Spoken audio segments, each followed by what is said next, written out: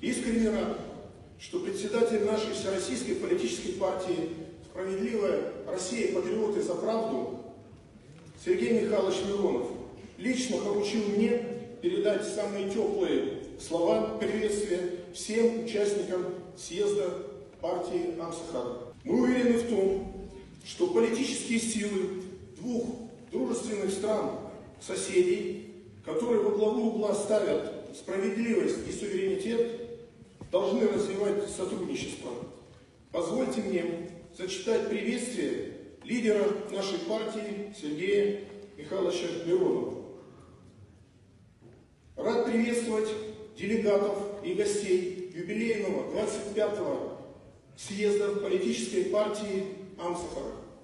Прежде всего, примите самые искренние поздравления по случаю 32-й годовщины со Дня Победы в Отечественной войне народа Абхазии и Дня независимости. 30 сентября 1993 года государственный флаг Республики Абхазия был водружен на государственной границе на берегу реки Ингур. Ваш народ пережил кровопролитную войну, жертвами которой стали тысячи граждан. Этот праздник олицетворяет беспримерный героизм, мужество и самоотверженность народа Абхазии.